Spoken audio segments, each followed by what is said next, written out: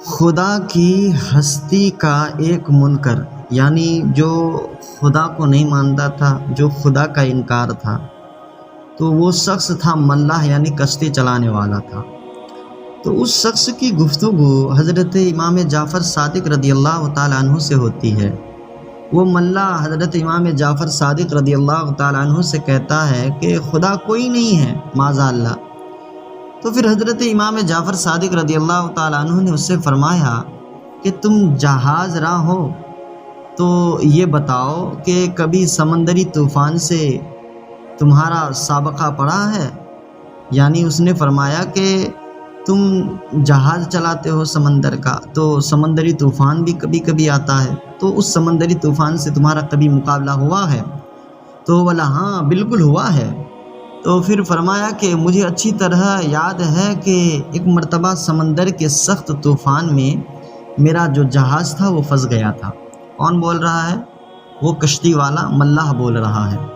تو حضرت امام جعفر نے فرمایا تو پھر کیا ہوا، ذرا تفصیل کے ساتھ بتاؤ۔ تو وہ بولا کہ میرا جہاز غرق ہو گیا اور سب کے سب لوگ جو اس پر سوار تھے ڈوب کر ہلاک ہو گئے۔ آپ نے پوچھا اور تم کیسے بچ گئے؟ تو وہ بولا کہ قسمت سے میرے ہاتھ پر جہاز کا ایک تختہ آ گیا، میں اس کے سہارے تیرتا ہوا ساحل کے کچھ قریب پہنچ گیا، مگر اب بھی ساحل دور ہی تھی اور وہ تختہ بھی ہاتھ سے چھوٹ گیا، یعنی ساحل بہت دور تھا اور وہ تختہ جو میرے ہاتھ میں تھا وہ بھی چھوٹ گیا تھا ہاتھ سے۔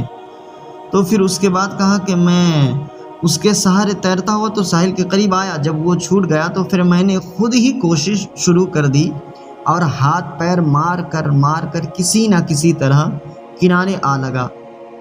تو اب حضرت امام جعفر صادق رضی اللہ تعالیٰ عنہ فرمانے لگے، لو اب سنو، یعنی اب تم میری بات کو غور سے سنو کہ جب تم اپنے جہاز پر سوار تھے تو تمہیں اپنے جہاز پر اعتماد و بھروسہ تھا، تو یہ جہاز پار لگا دے گا یہی سوچ رہا تھا، لیکن جب وہ ڈوب گیا تو پھر تمہارا اعتماد اور بھروسہ جو ہے اس تختے پر رہا جو اتفاقاً تمہارے ہاتھ لگ گیا تھا، لیکن مگر جب وہ بھی تمہارے ہاتھ سے چھوٹ گیا تو اب سوچ کر بتاؤ کہ اس بے سہارا وقت اور بے چارگی کے عالم میں بھی کیا تمہیں یہ امید تھی کہ اب بھی کوئی بچانا چاہے تو بچ سکتا ہوں؟ وہ بولا ہاں، تو یہ امید تھی۔ تو حضرت نے فرمایا مگر وہ امید تھی تو کس سے اور کون بچا سکتا ہے؟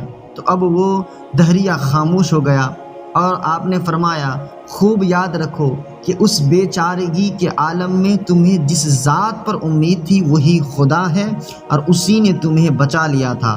ملاح یہ سن کر ہوش میں آ گیا اور اسلام لے آیا۔ تو کہنے کا مطلب دراصل یہ ہے کہ خدا ہے اور یقیناً ہے، اور مصیبت کے وقت غیر اختیاری طور پر بھی خدا کی طرف خیال جاتا ہے، گویا کہ خدا کی ہستی کا اقرار فطرتی چیز ہے۔ اسی لیے اپنے خدا پر ایمان رکھو کہ خدا یقیناً موجود ہے اور خدا اپنے بندوں کی مدد کرتا ہے۔